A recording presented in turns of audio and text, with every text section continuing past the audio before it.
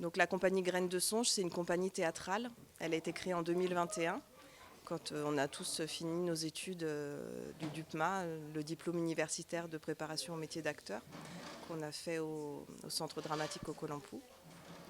Donc à la suite de ce diplôme, voilà, j'ai créé la compagnie en fin 2021. Et les premiers pas poétiques, c'est un des premiers projets qu'on a porté. Qu'on a porté d'abord dans les quartiers, donc les différents quartiers de Saint-Laurent. C'est un concept qui va englober plusieurs activités au sein de l'atelier. La première chose, ça va tourner autour du livre. Autour du livre, mais alors de la lecture, mais pas seulement, pour que ce ne soit pas non plus le côté scolaire de la lecture comme on leur demande à l'école, mais plutôt le côté stimuler l'imaginaire et se faire plaisir aussi en ouvrant un livre, que ce ne soit pas quelque chose de compliqué, de difficile, d'inabordable, que de voir un livre qu'on a envie d'ouvrir, on puisse le faire facilement. Voilà, c'était ça un des objectifs premiers, c'était d'amener les enfants à ouvrir spontanément un livre qu'ils allaient croiser pour aller voir ce qu'il y avait à l'intérieur, qu'ils sachent lire ou pas, que ce soit dans leur langue ou pas. Et puis il y a cet espace poétique, donc là où on va utiliser ce que j'ai appelé des tampons poétiques, c'est des tampons que j'ai fabriqués au Fab Lab et qui sont des mots. Et avec ces mots, en agençant ces mots, en fait, on peut créer des petites phrases poétiques comme des haïkus ou des choses comme ça. L'idée, si tu veux, c'est de ne pas cadrer l'enfant dans un contexte bloqué où ils sont là juste pour lire, mais de leur initier, de leur montrer qu'on peut lire de différentes façons, genre commencer par la fin, commencer par le début, et regarder que les images et se donner des idées, ou même lire tranquillement. Et, tu vois, là, ne pas être, enfin, on est là pour leur montrer de ne pas être bloqué uniquement.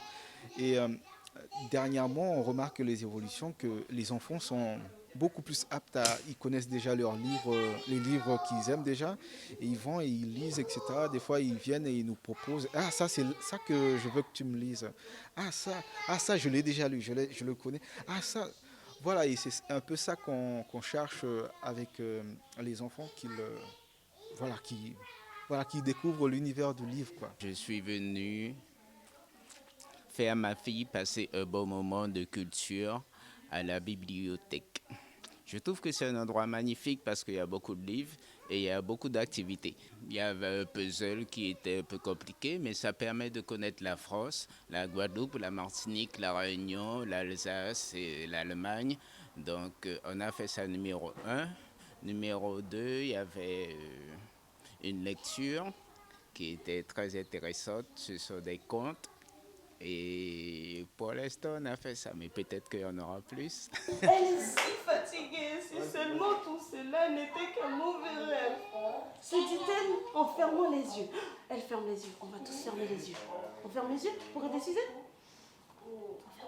L'objectif de tout ça, c'est donner en fait la possibilité, la chance à tout un chacun, parce que nous faisons aussi des interventions dans les maisons de quartier, nous allons un peu partout à Saint-Laurent-du-Maroni pour donner les mêmes opportunités, les mêmes chances à tout le monde, et aussi créer des activités pour enfants. Autant il y a énormément d'activités dans l'Ouest guyanais, mais il n'y a pas vraiment beaucoup d'activités pour les enfants, pour les tout petits.